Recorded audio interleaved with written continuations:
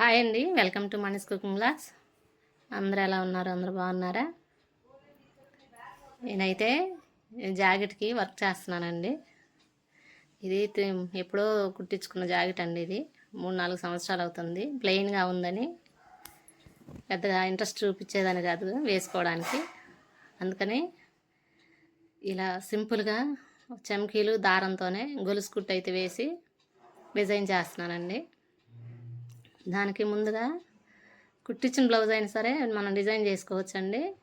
చేతుల దగ్గర నుంచి నడుం భాగం వరకు ఉన్న కుట్టును అయితే విప్పేసి దానికి చివరన క్లాత్ అయితే కుట్టుకోవాలండి.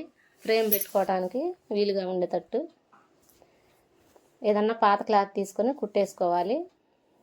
కుట్టుకున్న తర్వాత ఇలా ఫ్రేమ్ బిగించుకొని మనం ఏ డిజైన్ అయితే కుట్టాలనుకుంటున్నామో ఆ డిజైన్ని క్లాత్ మీద గీసుకొని, నేనైతే మామూలుగా లైన్స్ వేసానండి.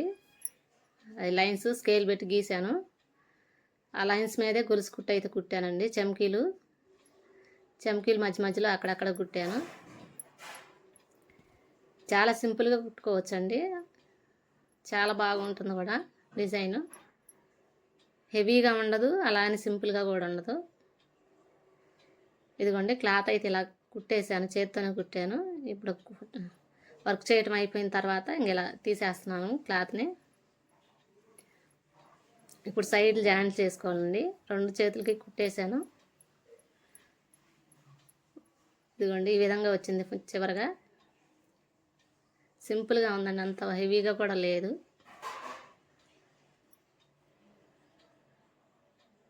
కుట్టించిన బ్లౌజ్ అయినా మనం డిజైన్ చేసుకోవచ్చండి. ఈ విధంగా సైడ్లు జాయింట్లు చేసుకోవాలి. ఇలా మార్క్ డీస్ ముక్కతో మనకు ఎంత లూజ్ కావాలో అంత చూసుకొని గీత గీసేస్తున్నానండి. గీత గీసి దాని ప్రకారం కుట్టాను. ఈ పీసులు అనేది కూడా లేకుండా పీసులు లోపలికి మడిచేసి కుట్టేశానండి. ఇదిగోండి ఈ విధంగా. ఇలా 2 సైడ్లు జాయింట్లు చేసుకున్న తర్వాత చివరిగా జాకెట్ అయితే ఇలా ఉందండి.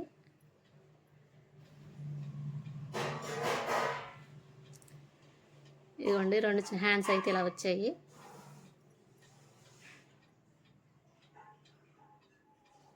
మనకు చేతిలో పని ఉండాలి కానీ మనం డిజైన్లైనా వేసుకోవచ్చండి.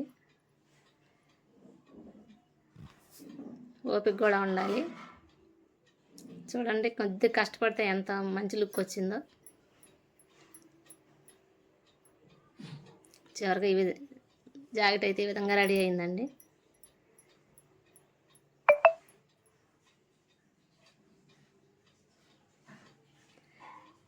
లైన్లు గీసిన క్లిప్లన్నీ మిస్ అయినాయండి. గీతలు గీసినవి అన్నీ క్లిప్పులు అన్నీ మిస్ అయినాయి.